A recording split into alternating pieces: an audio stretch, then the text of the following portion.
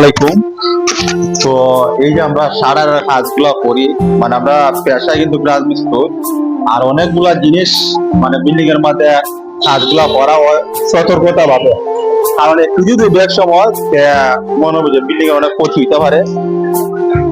এই যে আমরা সারাটা লাগাইছি না উষা মামা, এটা টাইপ করলে পর মিল হয়ে যাবে, আর সমস্যা না। 2 ইঞ্চি আছে, এখন তো তাকে নামাই দিয়ে 4 ইঞ্চি হইতো না, 4 ইঞ্চি লেগে শিখতে হতো।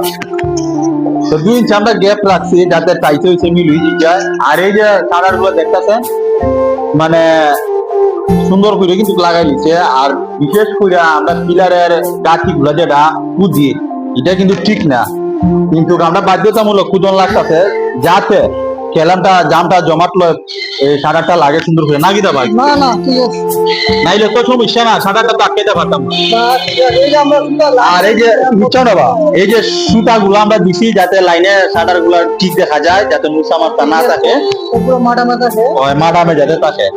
তো অবশ্যই যারা কাজ কাম করবে না, যারা রাজমিস্ত্রি আছে, মানে তারা একটু মাথার মধ্যে রাখবেন, সুতাই যা দিলে অনেকগুলা জিনিস মানে সঠিক হইব। আর সুতা ছাড়া হইলে একটু বেশ সময় দিতে পারে, কারণ মুসা মাথা থাকতে পারে, সুতাতে দিলে সঠিক হইব না ভাই। কোথা দিলে সঠিক আর এই দিকটা চলে, আর এই দিকটা চলে থাকলে পর এই প্লাস্টার গুলা করতে সুবিধা হয়, পিলারের নাচ গুলা কি করতে হ্যাঁ, হ্যাঁ, right, right. ও আচ্ছা।